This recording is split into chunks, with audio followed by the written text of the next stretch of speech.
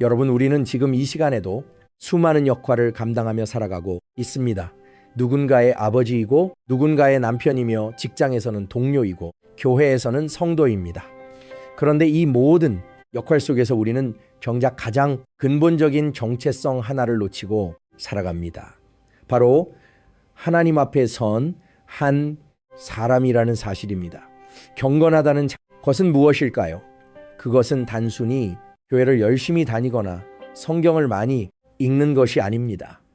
경건함은 하나님과의 관계 속에서 나를 온전히 내어드리는 삶의 방식입니다. 앤드류 머레이는 그의 저서 겸손에 서진한 경건은 자기를 낮추서 시작된다고 말했습니다. 자신을 높이려는 마음이 아니라 하나님 앞에서 나는 무엇인가를 묻는 자세가 경건의 시작입니다. 우리는 흔히 경건을 외적인 행위로 측정하려 합니다. 얼마나 많이 기도했는지, 얼마나 많이 섬겼는지, 얼마나 많은 헌금을 했는지로 말입니다. 하지만 진정한 경건은 내면에서 시작됩니다. 내 마음이 누구를 향해 있는가? 내 생각이 무엇으로 채워지는가? 내 의지가 누구에게 굴복하는가? 경건의 본질입니다. 형제자매 여러분, 고린도전서 16장은 우리에게 깨어 있으라고 믿음에 굳게 서라고 남자답게 행동하라고 강건하라고 말합니다. 그리고 모든 일을 사랑으로 하라고 합니다. 이 말씀이 주는 교훈은 명합니다. 한 사람은 있는 사람입니다. 잠들지 않고 세상의 흐름에 휩쓸리지 않으며 하나님의 음성을 듣기 위해 귀를 기울이는 사람입니다. 우리는 너무 쉽게 영적으로 잡니다. 일상의 바쁨 속에서 문제 해결에 몰두하는 동안 성공을 향해 달려가는 과정에서 우리는 하나님과의 관계를 놓습니다. 저는 이런 생각을 해봅니다. 우리가 경건하지 못한 이유는 능력이 부족해서가 아니라 우선 순위가 잘못되어 있기 때문이 아닐까 하는 생각 말입니다. 우리는 하나님을 사랑한다고 말하지만 실제로는 우리 자신을 더 사랑합니다. 우리는 하나님의 뜻을 구한다고 하지만 실제로는 우리의 계획을 이루기 위해 하나님의 도움을 구합니다. 이것이 우리의 솔직한 모습입니다. 그리고 이 솔직함을 인정하는 것이 경건으로 가는 첫걸음입니다. 요한복음 15장에서 예수님은 자신이 포도나무이고 우리는 가지라고 말씀하셨습니다. 가지는 나무에 붙어 있을 때만 생명을 유지할 수 있습니다. 스스로 열매를 맺을 수 없습니다. 이 진리를 이해하는 것이 경건의 핵심입니다. 우리는 스스로 경건해질 수 없습니다. 우리의 노력으로, 우리의 의지로, 우리의 결단으로 경건에 이를 수 없습니다. 걷는 하나님과 연결되어 있을 때 그분의 생명이 우리 안으로 흘러 들어올 때 자연스럽게 나타나는 결과입니다. 여러분, 많은 사람들이 경건을 오해합니다. 경건을 종교적인 행위의 집합으로 생각합니다.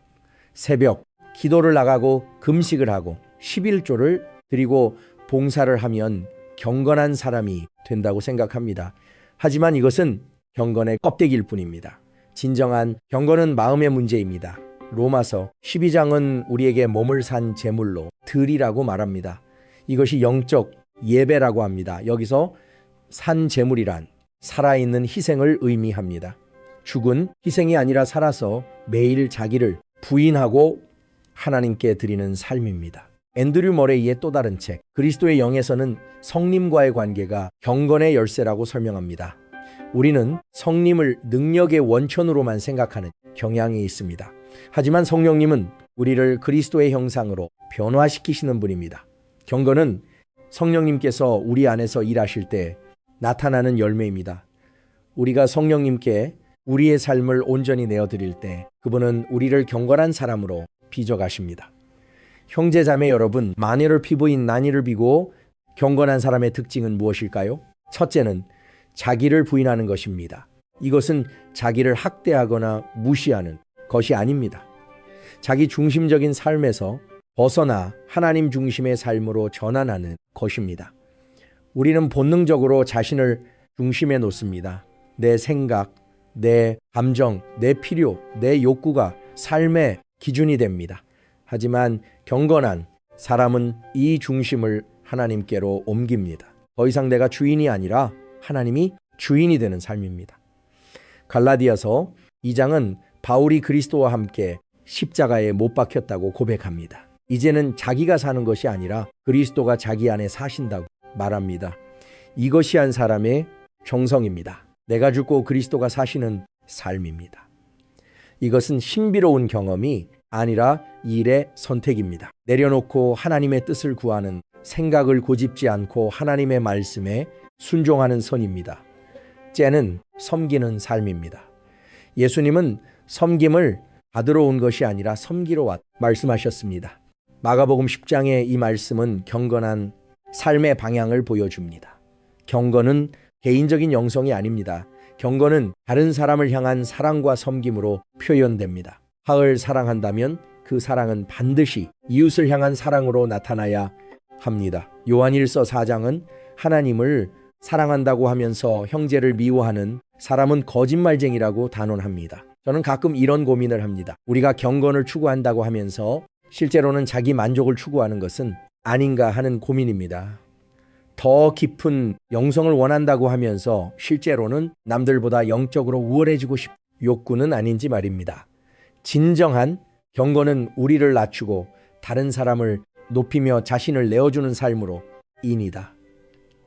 만약 우리의 영성 추구가 우리를 교만하게 만들거나 다른 사람을 판단하게 만들거나 자기 중심적으로 만든다면 그것은 진정한 경건이 아닙니다. 앤드류 모레이는 내주하시는 그리스도에서 그리스도께서 우리 안에 사신다는 진리를 강조했습니다. 이것은 단순한 신학적 개념이 아니라 실제적인 경험이어야 합니다. 우리가 매일 그리스도와 함께 걷고 그분의 음성을 듣고 그분의 인도하심을 따를 때 우리는 경건한 삶을 살게 됩니다. 이것은 우리의 노력으로 이루는 것이 아니라 그리스도께서 우리 안에서 이루시는 것입니다. 셋째는 기도하는 삶입니다. 데살로니가전서 5장은 쉬지 말고 기도하라고 명령합니다. 기도는 경건의 호흡입니다. 우리가 숨을 쉬지 않으면 죽는 것처럼 기도하지 않으면 영적으로 죽습니다. 하지만 기도는 단순히 하나님께 무과를 요구하는 것이 아닙니다. 기도는 하나님과의 대화이고 교이며 관계입니다. 우리가 기도할 때 우리는 하나님의 임 안으로 들어갑니다. 그분의 마음을 이해하고 그분의 뜻을 깨닫고 그분의 성품을 닮아갑니다. 여러분, 경건한 사람은 기도의 사람입니다. 위기가 닥쳤을 때만 기도하는 것이 아니라 매일 하나님과 교제하는 사람입니다. 시편 1편은 복 있는 사람은 주의 율법을 주로 묵상한다고 말합니다. 이것은 하나님의 말씀을 단순히 읽는 것이 아니라 그 말씀 안에 거하는 삶을 의미합니다. 말씀과 기도는 분리될 수 없습니다. 우리가 말씀을 읽을 때 하나님께서 우리에게 말씀하시고 우리가 기도할 때 우리는 하나님께 응답합니다. 넷째는 순종하는 삶입니다. 요한복음 14장에서 예수님은 나를 사랑하면 내 계명을 지키라고 말씀하셨습니다. 사랑과 순종은 분리될 수 없습니다. 우리가 진정으로 하나님을 사랑한다면 그 사랑은 순종으로 표현됩니다. 순종은 억제로 하는 것이 아닙니다. 사랑하는 사람의 뜻을 기쁘게 따르는 것입니다. 경건한 사람은 하나님의 말씀에 순종하는 사람입니다. 그것이 어렵고 힘들어도 이해되지 않아도 손해가 되는 것처럼 보여도 순종합니다. 앤드류 머레이의 절대 순종이라는 책은 이 주제를 깊이 다룹니다. 우리는 종종 부분적인 순종으로 만족합니다. 편한 것은 순종하고 어려운 것은 피합니다. 하지만 진정한 순종은 절대적입니다. 하나님의 모든 말씀에, 모든 인도하심에, 모든 뜻에 순종하는 것입니다. 이것이 경건의 증거입니다. 우리의 말이 아니라 우리의 행동이, 우리의 고백이 아니라 우리의 순종이 우리의 경건을 증명합니다. 형제자매 여러분, 경건은 완벽함이 아닙니다. 우리는 여전히 연약하고 실수하고 넘어집니다. 하지만 경건한 사람은 넘어질 때마다 다시 일어나는 사람입니다. 잠언 24장은 의인은 7번 넘어져도 다시 일어난다고 말합니다. 경건은 한 번도 실패하지 않는 삶이 아니라 실패해도 하나님께로 돌아오는 삶입니다. 우리가 죄를 지을 때 우리는 하나님께 나아가는 것을 두려워합니다. 하지만 요한일서 1장은 우리가 죄를 자백하면 하나님께서 신실하고 의로우셔서 우리 죄를 사하시고 모든 불의에서 우리를 깨끗하게 하신다고 약속합니다. 다섯 자는 거룩한 삶입니다.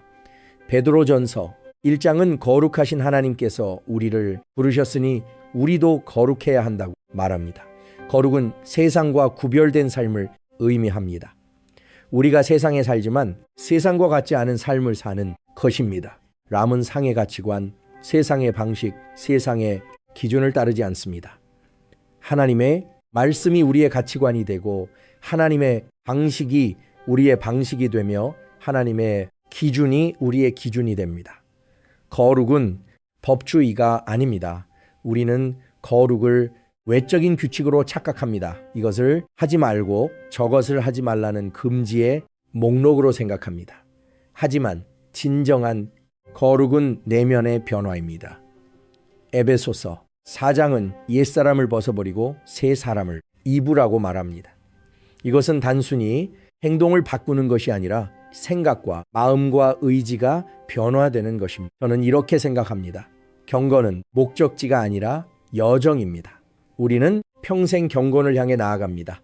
어느 순간 완벽하게 건한 사람이 되는 것이 아니라 매일 조금씩 더 경건해지는 것입니다. 빌립보서 3장에서 바울은 자신이 이미 완전하다고 생각하지 않는다고 고백합니다. 그는 뒤에 있는 것은 앞에 있는 것을 잡으려고 표대를 향해 달려간다고 말합니다. 이것이 경건한 사람의 자세입니다. 만족하지 않고 멈추지 않고 계속 전진하는 것입니다. 여러분, 경건한 삶은 고립된 삶이 아닙니다. 우리는 공동체 안에서 경건을 추구합니다. 히브리서 10장은 서로 격려하여 사랑과 선행을 하도록 하라고 말합니다. 우리는 혼자서는 경건할 수 없습니다. 우리는 서로를 필요로 합니다. 서로의 연약함을 이해하고 서로의 짐을 나누며 서로를 격려하고 서로를 위해 기도할 때 우리는 함께 경건으로 나아갑니다. 앤드류 머레이는 기도의 사역이라는 책에서 중보 기도의 중요성을 강조했습니다. 람은 10만을 위해 기도하지 않습니다. 다른 사람을 위해, 교회를 위해, 세상을 위해 기도합니다. 이것은 우리의 시야를 멀고 우리의 마음을 장식히며 우리를 하나님의 마음과 연결시킵니다. 우리가 다른 사람을 위해 기도할 때 우리는 그들을 향한 하나님의 사랑을 경험합니다. 여섯째는 인내하는 삶입니다. 야고보서 1장은 시련을 만날 때 기쁘게 여기라고 말합니다. 왜냐하면 믿음의 시련이 인내를 만들어내기 때문입니다. 경건한 사람은 어려움 앞에서 무너지지 않습니다. 하나님을 신뢰하며 견딥니다. 우리는 편안함을 추구하지만 하나님은 우리의 성장을 원하십니다. 때로 하나님은 우리를 어려운 상황에 두십니다. 그것은 우리를 벌하시기 위함이 아니라 우리를 훈련하시기 위함입니다. 히브리서 12장은 하나님께서 사랑하시는 자를 징계하신다고 말합니다. 징계는 사랑의 표현입니다. 우리가 잘못된 길로 갈 때 하나님은 우리를 바른 길로 이끄십니다. 경건한 사람은 이 징계를 받아들입니다. 불평하지 않고 원망하지 않으며 하나님의 선하신 뜻을 신뢰합니다. 고난은 우리를 성숙하게 만들고 우리의 믿음을 정죄하며 우리를 그리스도의 형상으로 빚어갑니다. 형제 자매 여러분, 경건한 삶의 궁극적인 목적은 무엇일까요? 그것은 하나님께 영광을 돌리는 것입니다.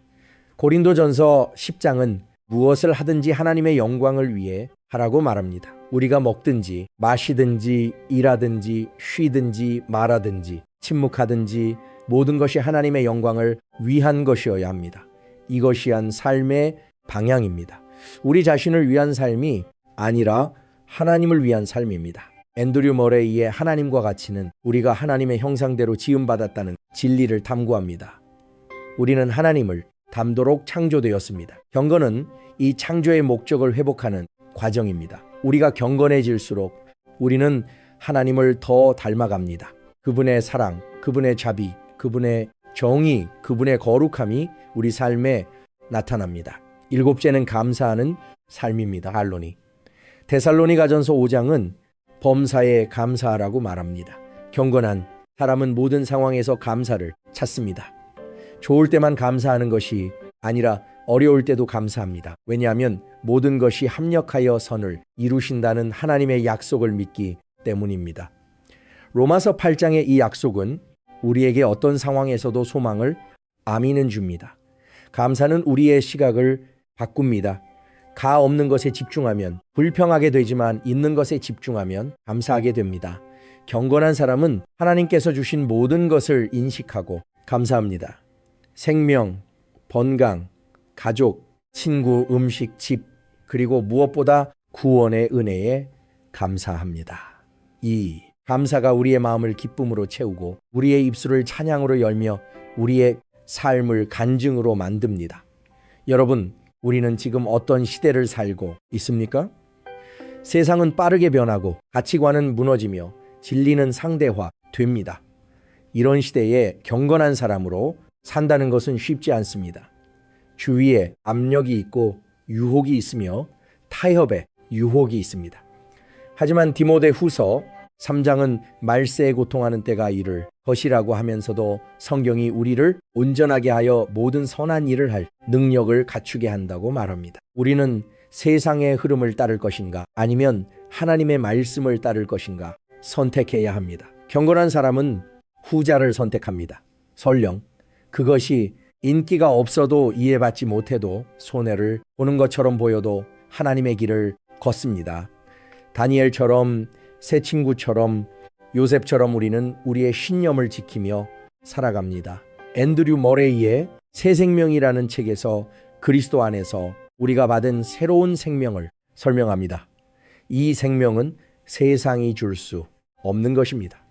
이 생명은 영원하고 변하지 않으며 죽음을 이긴 생명입니다. 우리가 이 생명 안에 거할 때 우리는 세상을 이기고 죄를 이기며 죽음을 이깁니다.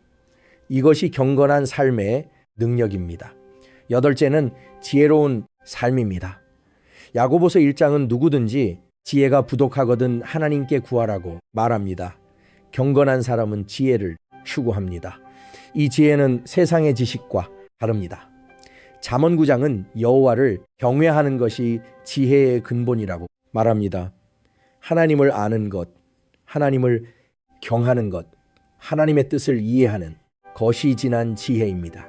것이 지난 지혜입니다는 우리는 많은 정보를 가지고 있지만 지혜가 부족합니다. 우리는 많이 알지만 바르게 살지 못합니다. 경건한 사람은 아는 것을 실천하는 사람입니다. 야고보서 1장은 말씀을 듣기만 하고 행하지 않으면 거울을 보고 자기 얼굴을 잊어버린 사람과 같다고 말합니다. 우리는 하나님의 말씀을 듣고 그것을 삶에 적용해야 합니다. 9째는 희망을 가진 삶입니다. 로마서 5장은 환난이 인내를, 인내가 연단이 소망을 이룬다고 말합니다. 경건한 사람은 소망을 잃지 않습니다.